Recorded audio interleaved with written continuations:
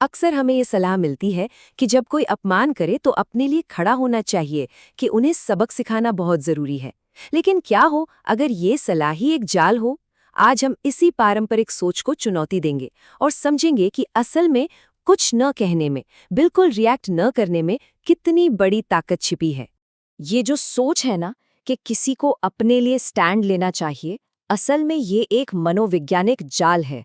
जिस पल कोई रिएक्ट करता है, वो अपनी शक्ति दूसरे के हाथ में दे देता है।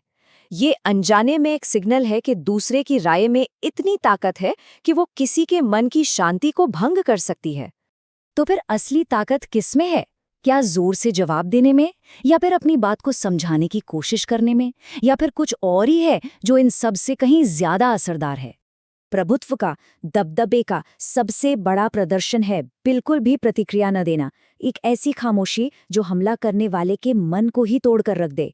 ये कोई कमजोरी नहीं है, ये मनोवैज्ञानिक रूप से अजेय बनना है। तो चलिए इसमें थोड़ा और गहराई से उतरते हैं। सबसे पहले ये समझना जरूरी है कि रिएक्ट करना या खुद को सही साबित करने की कोशिश करना क्यों हमेशा एक हारने वाली बाजी होती है। देखिए, हर उकसावा असल में किसी के इमोशनल कंट्रोल का एक टेस्ट होता है। जब कोई पलटकर जवाब देता है, बहस करता है या यह समझाता है कि वो गलत क्यों है, तो वो अनजाने में हार मान रहा होता है। वो उन्हें ये हक दे रहा होता है कि वो उसके मन की शांति को कंट्रोल कर सके। बातचीत में पावर का ये खेल समझने के लिए चलिए एक बहुत ही आसान सा उदाहरण देखते हैं, एक अदालत का। यहाँ पावर का बैलेंस एकदम साफ नजर आता है। जरा सोचिए, एक अदालत में ज्यादा शक्तिशाली कौन होता है? जज, जो ऊंचाई पर बैठकर चुपचाप सब कुछ देख रहा है, या फिर वो प्रतिवादी जो नीचे खड़ा होकर सफाइयां दे रहा है, सबूत पेश कर रहा है और अपनी कहानी पर यकीन करने की भीख मांग रहा है? जब कोई सफाई देता है तो वो खुद को उसी प्रतिवादी की जगह पर रख देता है। चलिए इतिहास से इसका एक बेहतरीन उदाहरण देखते हैं। सम्राट नेपोलियन, जो अपने राजनायक टैलीरैंड की कथित गद्दारी से बेहद नाराज थे, ने उसे पूरे यूरोप के बड़े बड़े लोगों से भरे एक कमरे में घेर लिया और फिर 30 मिनट तक नेपोलियन चिल्लाता रहा, उसका अपमान करता रहा। नेपोलियन एक रिएक्शन चाहता था, डर, सफाई, कुछ भी, लेकिन टैलीरैंड ने उसे कुछ नहीं दिया। वो एक पत्थर की मूर्ति की तरह खड़ा रहा, चेहरे पर कोई भाव नहीं। उसने न तो विरोध किया, न ही कोई मान्यता दी, बिल्कुल जीरो। जब नेपोलियन का गुस्सा आखिरकार ठंडा पड़ गया और वो कमरे से बाहर चला गया, तो टैलीरैंड धीरे से मुड़ा और एकदम शांत आवाज में बोला, कितने अफसोस की बात है कि इतना महान व्यक्ति इतना बदतमीज है। बिना आवाज उठाए उसने दुनिया के सबसे शक्तिशाली आदमी की सारी गरिमा छीन ली। अब उस मनोविज्ञान को समझते हैं कि प्रतिक्रिया न देना हेरफेर करने वालों के खिलाफ इतना कारगर क्यों है। ये सीधे उनके काम करने के तरीके पर एक हमला है। जो लोग उकसाते हैं या नीचा दिखाते हैं, वो असल में एक भावनात्मक प्रतिक्रिया की तलाश में होते हैं। किसी का गुस्सा, उसके आंसू, उसकी हताशा, यही उनका भोजन है। ये चीज उन्हें शक्तिशाली महसूस कराती है कि वे किसी के अंदरूनी सुकून को हिला सकते हैं। बिहेवियरल साइकोलॉजी में एक टर्म है, एक्सटिंक्शन बर्स्ट। इसे ऐसे समझिए, एक चूहे ने सीखा है कि लीवर दबाने से खाना मिलता है। फिर एक दिन खाना मिलना बंद हो जाता है। तो क्या चूहा हार मान लेता है? नहीं, वो और तेजी से और गुस्से से लीवर दबाता है, और फिर जब थक जाता है तब हार मानता है। और जानते हैं, इंसान भी ठीक इसी तरह काम करते हैं।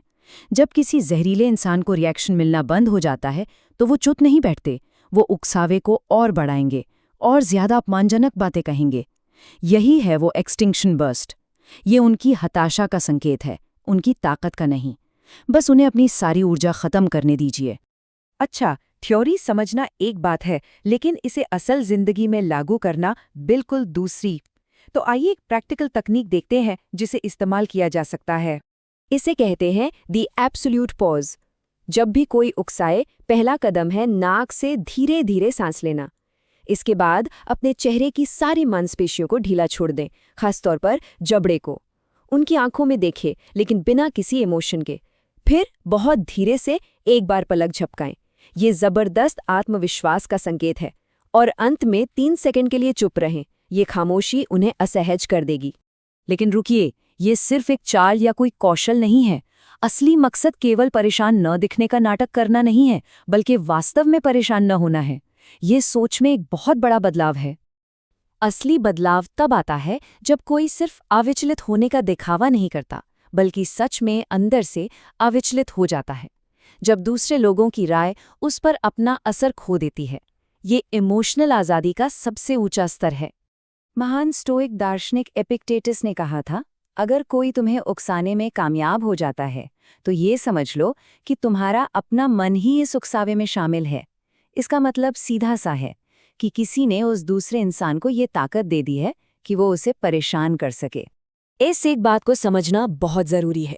कोई भी अपमान किसी भी व्यक्ति के बारे में नहीं होता। ये हमेशा हमेशा हमलावर के अपने डर और असुरक्षाओं का आईना होता है। वो अपनी अंदरूनी कमियों को दूसरों पर थोप रहे होते हैं बस। और जब कोई इस मानसिकता को अपना लेता है तो वो मशीन में भूत बन जाता है।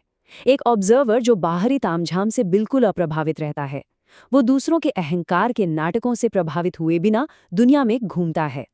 वो इन नाटकों को देखता है लेकिन कभी मंच पर नहीं चढ़ता। दूसरों की बातें उसके लिए सिर्फ एक बैकग्राउंड का शोर बनकर रह जाती हैं। अब जरा सोचिए, जीवन में उन लोगों से बहस करने में कितनी ऊर्जा बर्बाद होती है जो कभी समझेंगे ही नहीं। जरा कल्पना कीजिए कि अगर वो सारी ऊर्जा वापस मिल जाए और उसे अपने लक्ष्यों पर लगाया जाए, तो क्या कुछ नहीं बनाया जा सकता? अगली बार जब कोई किसी की डोर खींचने की कोशिश करे, तो सवाल ये है कि वो नाचेगा या वो डोर ही काट देगा।